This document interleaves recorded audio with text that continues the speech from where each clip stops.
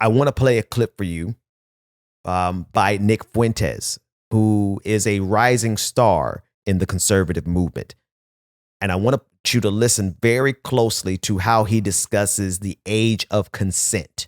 He's saying it out loud very boldly because his job in this game of political rhetoric and political commentary is to move the Overton window so that as people hear him say more and more ridiculous things, it's ridiculous to us, but it becomes normalized. And this particular message is one that is normalizing underage marriage, child brides, and the idea of consent, period. Just rejecting the idea of consent altogether. Listen in.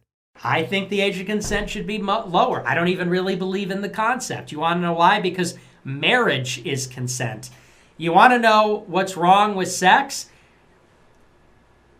Being married means you consent to sex all the time. There's no such thing as marital rape.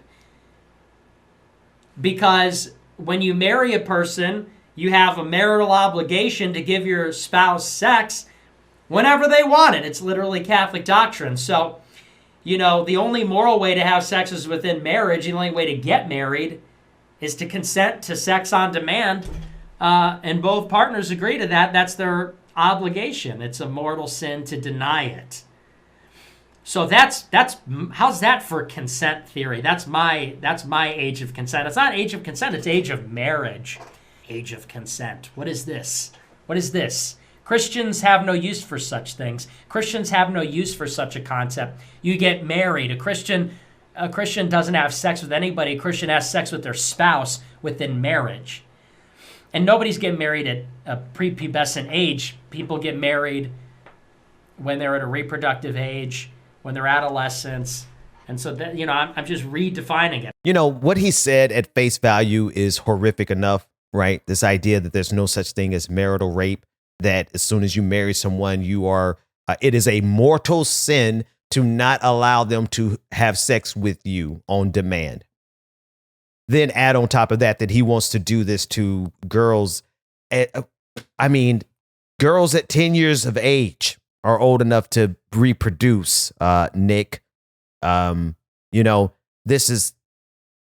are the people you should be afraid of. This type of thinking, this type of dogma, and the fact that it's tied to his religious interpretation, his religious dogma, makes it that much more dangerous, right? It makes it more dangerous because they get the freedom of spreading this type of clearly dangerous rhetoric that is dangerous to the well-being of women, of girls, of young girls. It's dangerous to their well-being, but they get to spread this danger with the fervor of religion, with the energy of a preacher, and then just pass it into the regular discourse. Well, the thing is that the regular discourse in this country is moving closer and closer towards Nick, what we just heard, right? There is an entire movement right now of people who are committed to ensuring that women have a certain role in society. And one of the key roles is to, one, be married without the ability to get a no fault divorce. But they're going after no fault divorce, right? So you won't be able to divorce these men. But while you're married to them, you are going to be forced to sleep with them on demand because they don't believe that you should have any consent in marriage. And then, oh, by the way, they want to start doing this to girls as young as they're old enough to reproduce.